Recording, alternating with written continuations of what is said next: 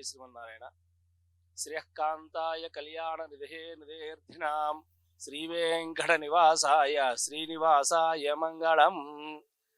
మన శ్రీనగర్ కాలనీలో వేయించేసిన శ్రీ వెంకటేశ్వర స్వామి సన్నిధిలో ధనుర్మాస ఉత్సవాలు అయితే బ్రహ్మాండంగా జరుగుతున్నాయి. అందులో భాగంగా రేపు జరగబోయే ముక్కోటి ఏకాదశి అత్యంత వైభవంగా జరుగుతున్నది. అది రేపు ఉదయం 2:30 స్వామివారి సుప్రభాతము, తదనంతరం తిరుపావి ప్రబంధ సేవాకాలము, అనంతరం స్వామివారి గరుడసేవ ఊరేగింపు, ఆళ్వార్ల ఊరేగింపుతో మనకు ఉత్తర ద్వార దర్శనం, వైకుంఠ ద్వార దర్శనము జరుగుతున్నది. దీనికి భక్తులు అధిక సంఖ్యలో పాల్గొంటారు. దీనికి మా దేవాలయం అధికారులు భక్తులకు ఎలాంటి ఇబ్బంది కలగకుండా అన్ని వసతులు సమకూరుస్తున్నారు. అందరికీ నమస్కారం అండి. నా పేరు లావణ్య.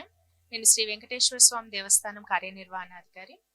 రేపు ముక్కోటి ఏకాదశి పర్వదినంలో భాగంగా సమస్త ఏర్పాట్లు పూర్తి చేయడం జరిగింది. భక్తులకి ఎటువంటి ఇబ్బంది కలగకుండా క్యూ లైన్లు, విద్యుత్ అలంకారం ఇలాంటివన్నీ కూడా ఏర్పాటు చేశాము. క్యూ లైన్లో వచ్చే భక్తులు దయచేసి మాస్కులు ధరించవలసిందిగా, కోవిడ్ పెరుగుతున్న నేపథ్యంలో దయచేసి మాస్కులు ధరించి రావాల్సిందిగా విజ్ఞప్తి. అదే రకంగా క్యూ లైన్లలో వాటర్ ప్యాకెట్స్ అట్లాంటివి కూడా ప్రొవైడ్ చేశాము. ఉదయం 6 గంటల నుంచి సర్వదర్శనం స్టార్ట్ అవుతుంది. అది గమనించి భక్తులందరూ 6 గంటల వరకు రావాల్సిందిగా మనవి.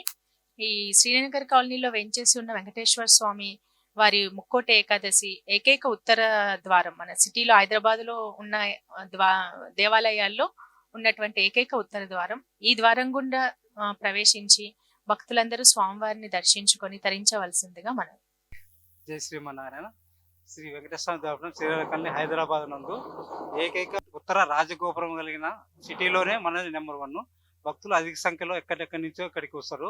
వాళ్ళకు ఎలాంటి అసౌకర్యం కలగకుండా మనం బారికేడ్లు కానీ, మన కింద టెంట్లు కానీ పకడ్బందీ చేశాము. వాళ్ళకు మధ్య మధ్యలో వాటర్కు, మజ్జిగ ప్యాకెట్లు అందించడానికి కానీ ఈవో గారు అందరికీ అన్ని వసతులు ఏర్పాటు చేశారు. మనకు సుప్రభాత సేవ వచ్చేసి ఉదయం 2 గంటల నుంచి 4 గంటల వరకు ఉంటుంది.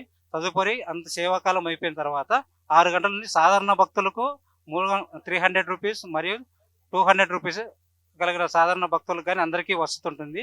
వాళ్ళకు వచ్చేసి 6 గంటల నుంచే మనకు రావడానికి పర్మిషన్ ఇస్తుంది. ముందు దేవుడి సేవాకాలం అయిపోయిన అనంతరము సాధారణ భక్తులకు వసతి ఇస్తామండి. అది. Thank you so much.